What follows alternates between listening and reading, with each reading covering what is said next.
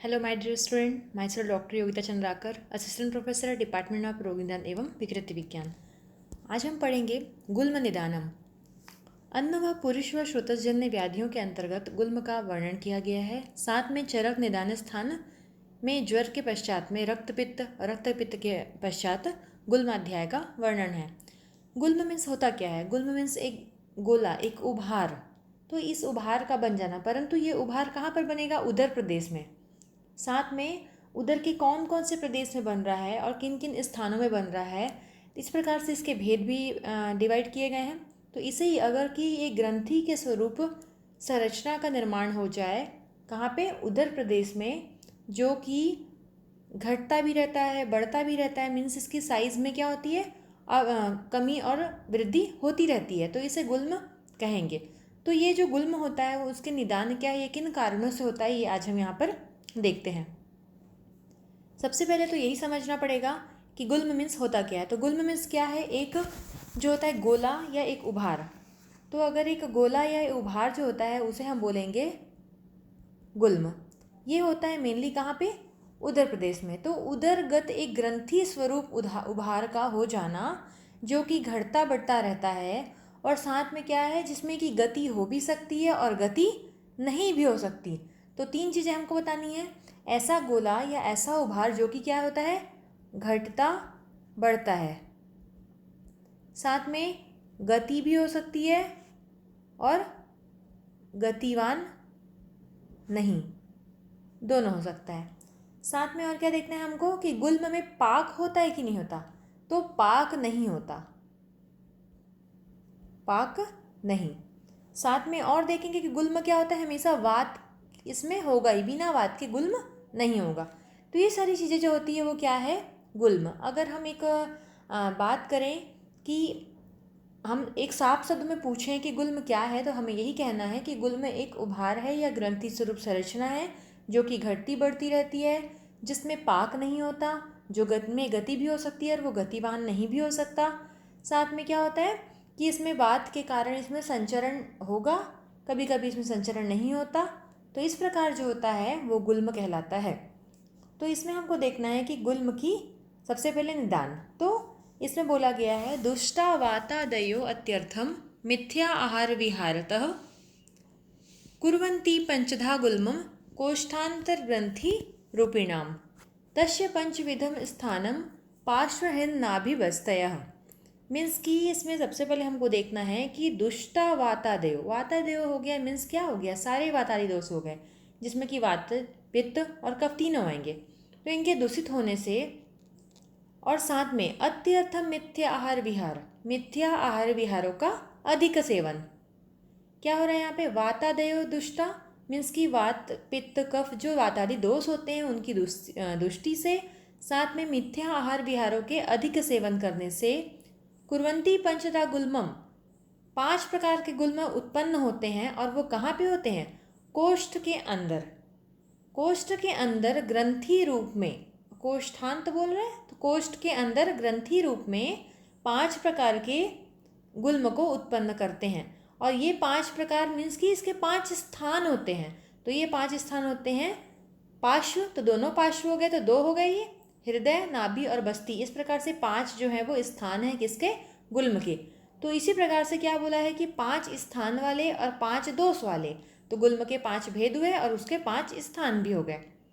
तो इसमें हमने क्या देखा यहाँ पे कि मिथ्या आहार विहारों के अधिक सेवन से वात आदि जो दोष होते हैं वो दुष्ट हो जाते हैं, और वात आदि दोष जो होते हैं वो दुष्ट होकर कोष्ठ के अंदर ग्रंथि रूप में 5 प्रकार के गुल्म को उत्पन्न करते हैं।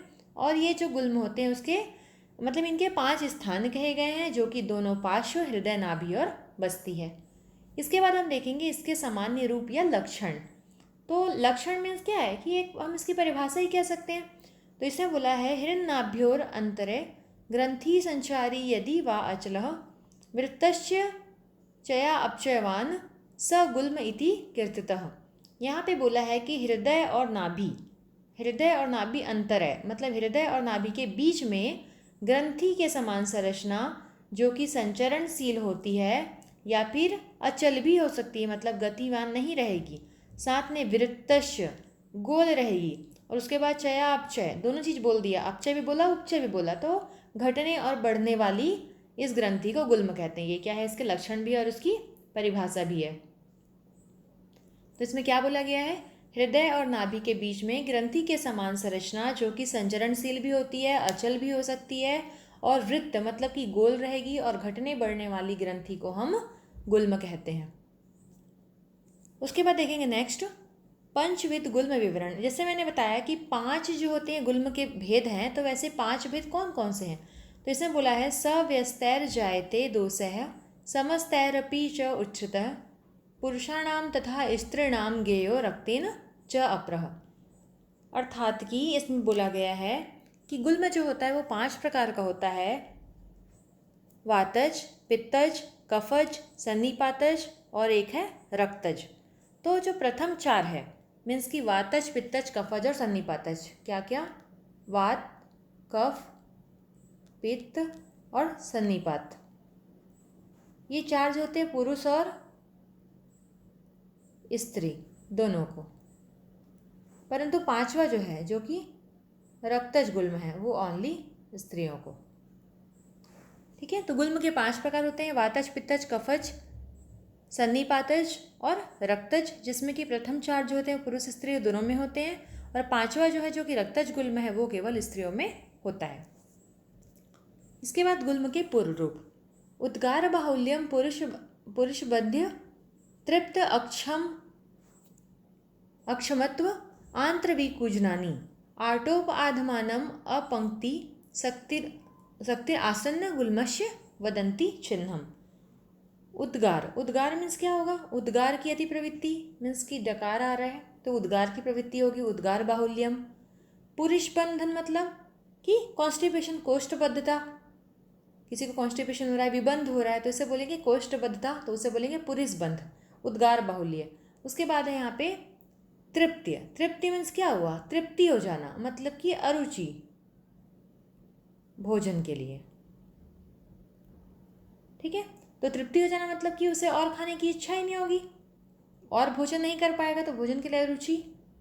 अक्षम, कार्य कर नहीं पाएगा, क्या कार्य नहीं कर पाएगा, क्योंकि उसके पास शक्ति नहीं है, शक्ति का ह्रास हो रहा है, तो वो किसी भी कार्य के लिए क्षमता उसको नहीं रहेगी, तो अक्षमत्व। आंत्र विकूजन, आंत्र कूजन, आंत्र में क्या हो रहा है, जैसे कि कबूतर जो आवाज़ करते हैं तो जो आवाज़ आती है वैसे ही आंत्र से आवाज़ आने लगेगी, उसे बोलेंगे आंत्र कूजनम, क्योंकि क्या हो रहा है, वात का संचरण हो रहा है, इसके कारण ये आवाज़ आती है। आटोप, पेट का फूलना, आधमान, ठीक है, पेट मतलब टाइट हो जाना, ऐसा लगना कि जो उदर प्रदेश है उसमें बहुत ही वो कठिन रूप में हो गया है। उसके बाद है अपक्ति, अपक्ति मीन्स अपचन, प्रॉपर का जितना डाइजेशन होना चाहिए, अग्नि को जितना होना चाहिए, वो जठराग्नि क्या हो रही है उतना अपना कार्य नहीं कर पा रही है, तो खाना नहीं पच पा रहा है, तो अपचन। शक्तिर्हास, किसका शक्तिर्हास हो रहा है, पाचन का, तो पंक्ति शक्तिर्हास। उसके बाद है कि अपचन के साथ में पाचन शक्ति का भी हास होने लगना, क्योंकि क्या होता होगा यहाँ पे, जठराग्नि जो होती है वो प्रॉपर काम नहीं कर पा रही है। ठीक है, तो इसमें हम देख रहे हैं यहाँ पे उद्गार बाहुल्य, उद्गार की प्रवृत्ति होना, डकार आ रहा है, पुरुषबद्धता, कोष्ठबद्धता, तृप्ति, भोजन के प्रति अरुचि, क्योंकि उसको तृप्ति हो चुकी है, उसे और खाने की इच्छा नहीं है। अच्छम, शक्ति का हास होना, आंत्रकूजन, आंत्र से आवाज आना, आटोप, आधमान, अपंक्ति, अपचन और शक्ति का हास होना, मतलब कि पचन शक्ति, जठराग्नि की कमी के कारण पाचन नहीं हो पाएगा और पाचन शक्ति का हास होने लगेगा। तो ये क्या है, गुल्म के पूर्व रूप। इसके बाद देखते हैं सर्वगुल्म साधारण रूपम। अगर कि सभी गुल्म के साधारण रूप देखते हैं हम, तो उसमें बताया है साधारण रूप में सामान्य लक्षण, इसमें है अरुचिर कृच्छ विर्ण मूत्र वातात अंतर्विकूजनम अनाहश्चोर्ध्वातम सर्वगुल्मेषु लक्षयेत। अरुचि मतलब भोजन के प्रति अरुचि, कृच्छ विर्ण मूत्र वातता मतलब विर्ण, मल, मूत्र और वात, तीनों की प्रवृत्ति क्या होगी, कृच्छ मतलब कष्टपूर्वक होना, कृच्छ मतलब यहाँ पे क्या हो जाएगा, कष्टपूर्वक। आंत्र भी कूजनम, आंत्र में गुड़गुड़ाहट का होना, ऐसी हमें आवाज आएगी। अनाह होना, ऊर्ध्ववात, ऊर्ध्ववात किसको बोलेंगे, उद्गार प्रवृत्ति। ऊर्ध्ववात मीन वात का ऊपर की ओर संचरण हो रहा है, मीन्स की वो डकार आ रही है, तो उद्गार की प्रवृत्ति होना। तो ये क्या है, गुल्म के समान लक्षण है। क्या क्या है, अरुचि है, और विड मूत्र और वात का कष्टपूर्वक निकलना, आंत्रविकुशनम, अनाह और ऊर्ध्ववात, ये क्या है, गुल्म के, सारे गुल्म के, पांचों प्रकार के जो गुल्म है उसके सामान्य लक्षण। अब हम पहला देखते हैं यहाँ पे वातज गुल्म। इसमें बोला है रुक्षान्न पानम विषमा अतिमात्रम विचेष्टनम वेग विनिग्रहश्च शोको अभिघातो अतिमल क्षयश्च निरन्नता च अनिल गुल्म हेतु। मीन्स कि रुक्ष पदार्थों का, रुक्ष अन्न का एवं पान का सेवन करना, विषम पदार्थों का सेवन करना एवं विषम पदार्थों का अधिक सेवन करने के कारण, और विचेष्टा, विचेष्टा मतलब क्या है, विरुद्ध चेष्टा करना, जो चीज़ें हमें नहीं करनी चाहिए वो कार्य को करना। वेग विनिग्रह, वेगों का धारण करना, वेगों का अवरोध होना। साथ में शोक, अभिघात, और क्या बोला है, अति मल क्षय, मल का अत्यधिक क्षय होना। उसके बाद है निरअन्नता, अन्न का सर्वथा परित्याग, वो खाना ही नहीं खा पा रहा है, निरअन्न, खाना नहीं खा पाना, मल का त्याग भी अधिक हो रहा है, शोक है, अभिघात है, रुक्ष अन्नपान का सेवन कर रहा है, विषम और अति मात्रा में सेवन कर रहा है, और साथ में विरुद्ध चेष्टा कर रहा है, वेगों को धारण कर रहा है। तो ये सारे हेतु होते हैं किसके, वातज गुल्म के।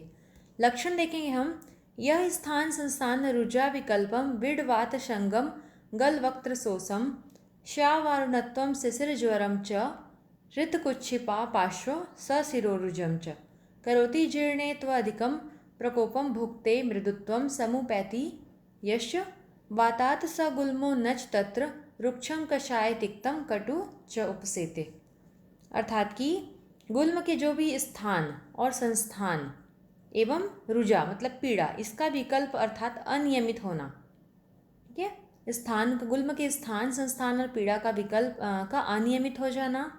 साथ में स्थान विकल्प मतलब ये बोलेंगे कि कभी नाभि प्रदेश तो कभी कहाँ पे हो रहा है, ये कभी नाभि प्रदेश में होगा, कभी पार्श्व में होगा। उसके बाद है इसमें संस्थान विकल्प अगर बोलेंगे तो गुल्म की आकृति कभी भी गोल हो जाती है, कभी लंबी हो जाती है, कभी बड़ी हो जाती है। वेदना विकल्प बोलेंगे तो क्या हो जाएगा, कभी भी रुजा अधिक होगी, वेदना अधिक होगी, कभी कम होगी और कभी तोदवत होगी।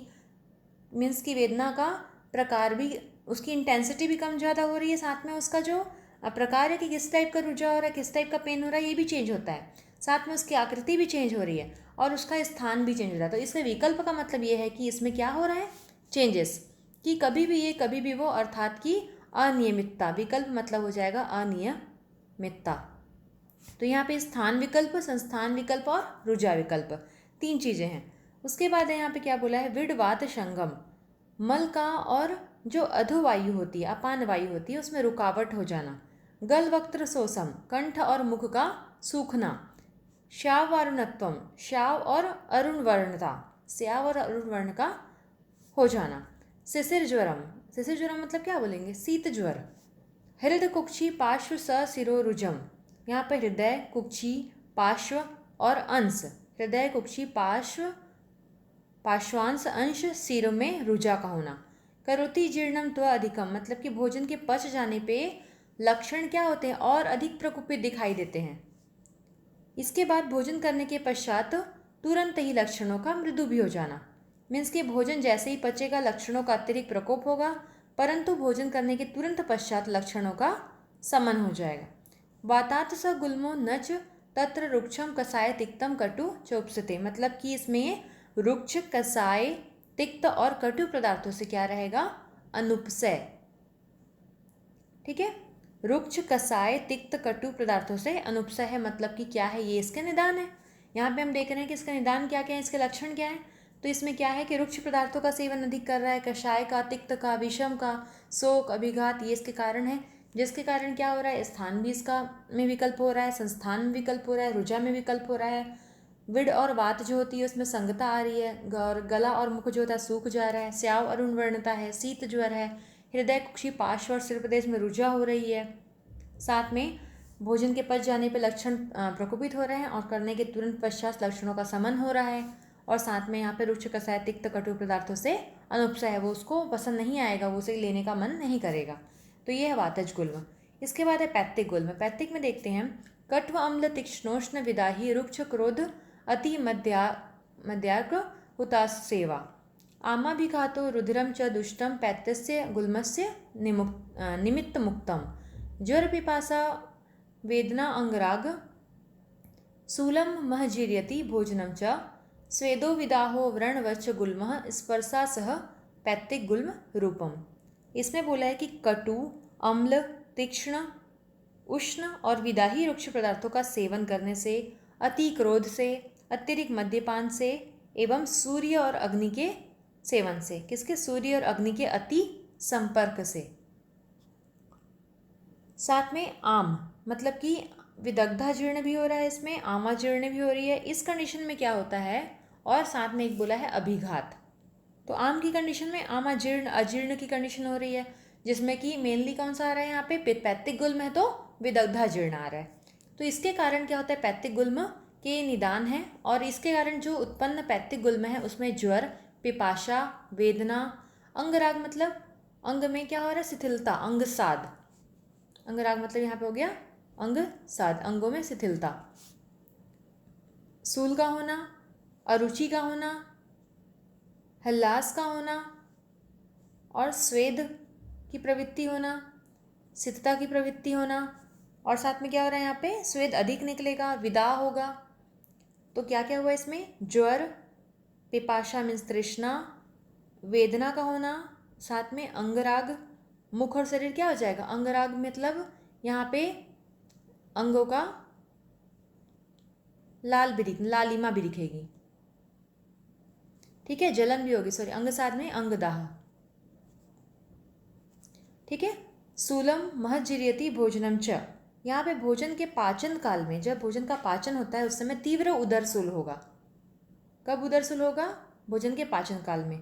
साथ में क्या रहेगा इसमें? स्वेद आधिक्य, विदाह और व्रण की तरह स्पर्श। जैसे व्रण होता है तो जुल्म में जो अस्पर्शता रहती, कोई सहन नहीं कर पाता कोई उसको स्पर्श करे, तो वैसी स्पर्श असहता जो होती है वो उस व्रण में हमें मिलती है। मीन्स क्या क्या मिल रहा है? ज्वर, तृष्णा, मुख और शरीर का लाल हो जाना, पाचन काल में तीव्र ही उदरसूल होना, स्वेद का आधिक्य होना, विदा होना और गुल्म में व्रण की तरह पे स्पर्श असह्य होना। ये सारे किसके? पैत्तिक गुल्म के लक्षण हैं।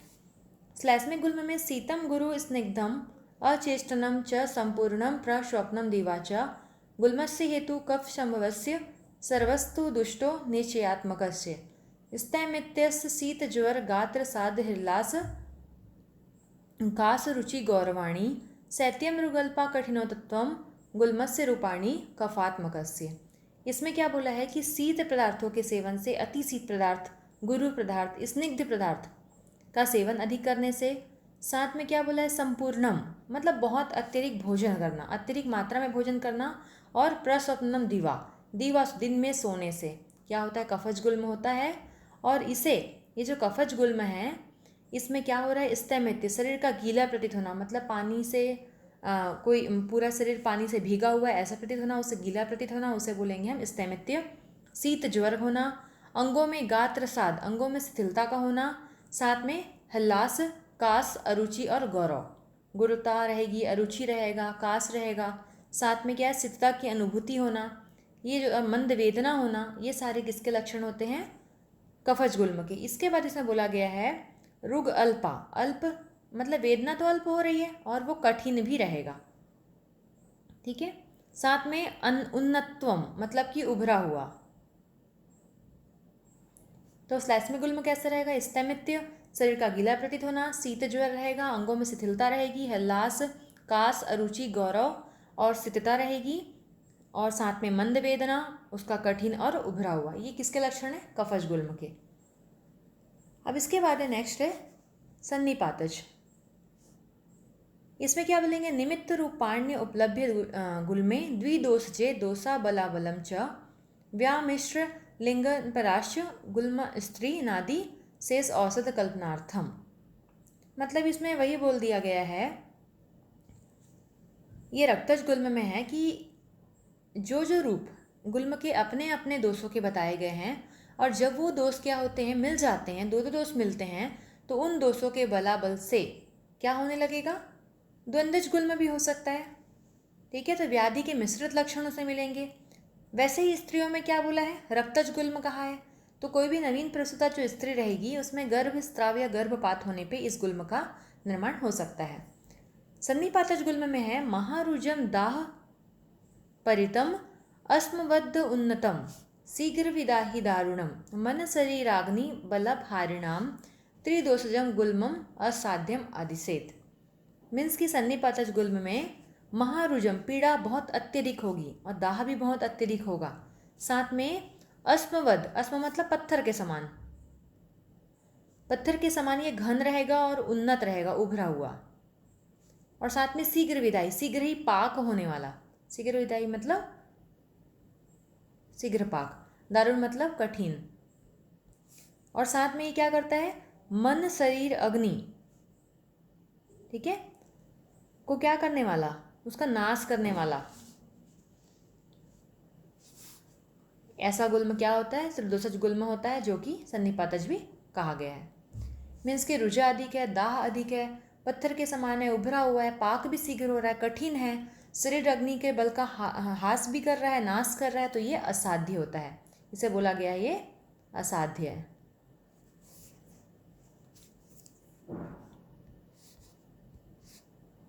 उसके बाद हम देखते हैं लास्ट है रक्तज गुल्म।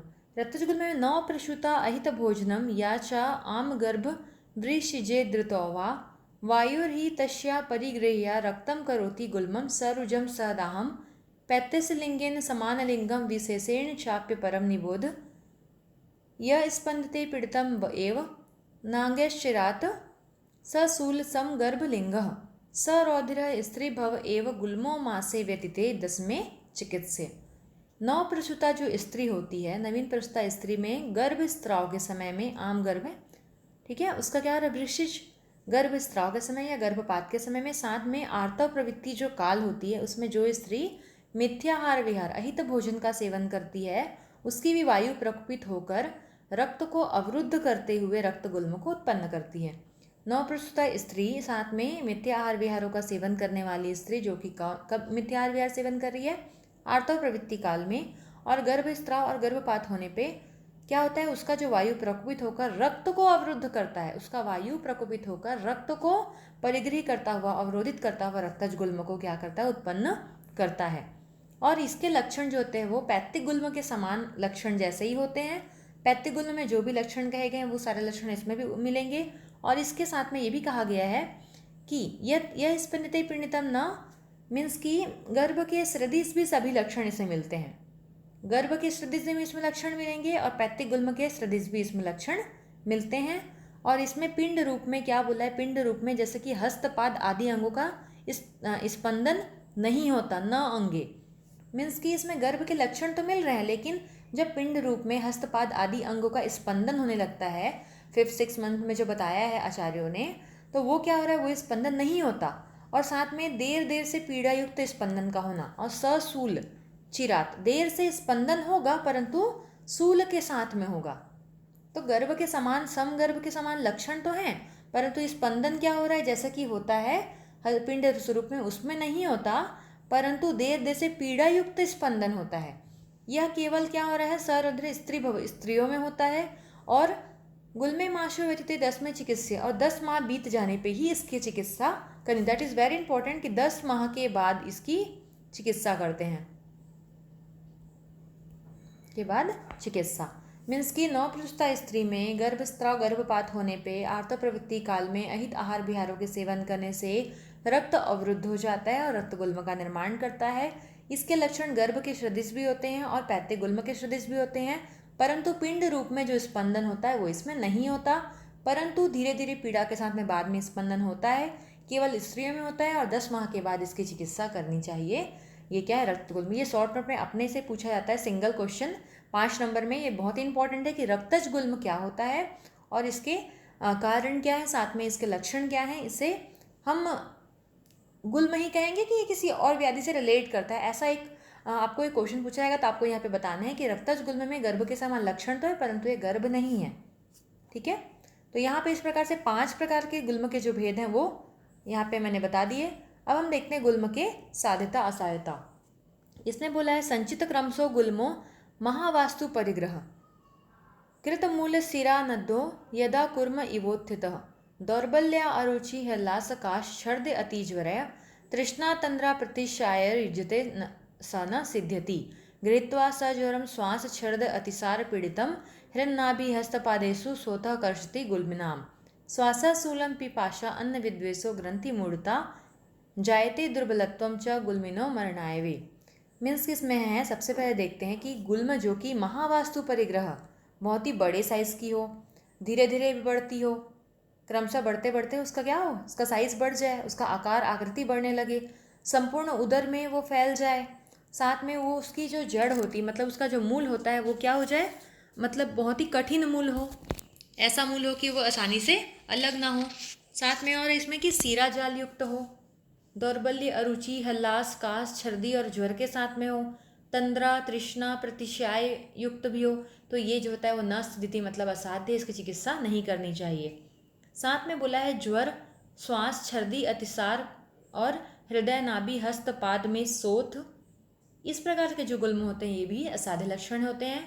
श्वास शूल पिपासा अन्न विद्वेष मीन्स अन्न के प्रति अरुचि, ग्रंथि मूढ़ता मीन्स की ग्रंथि का हो जाना, ये सारे भी जो लक्षण होते हैं वो क्या करते हैं, गुल्म मरनाए हुए, ऐसे जो लक्षण होते हैं गुल्म के असाध्य के लक्षण हैं जिसकी चिकित्सा हमें नहीं करनी चाहिए। तो ये चरक और सुश्रुत ने यहाँ पे ऐसे ऐसे लक्षणों को वर्णित किया है जो कि क्या होते हैं, असाध्य लक्षण है, इसमें गुल्म की चिकित्सा को वर्जित कहा गया है। तो इस प्रकार से यहाँ पे गुल्म निदान समाप्त होता है। मीन्स की गुल्म एक ग्रंथि स्वरूप संरचना जो कि उत्तर प्रदेश में होती है, 5 प्रकार के होते हैं, इसके 5 स्थान होते हैं, साथ में जो 4 गुल्म होते हैं वातज पित्तज कफ सन्निपातज वो स्त्री पुरुष दोनों में होते हैं और रक्तज होते हुए केवल स्त्रियों में होती है।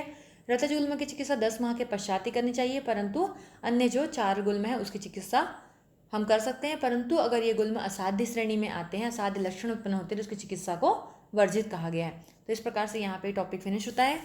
Thank you for listening.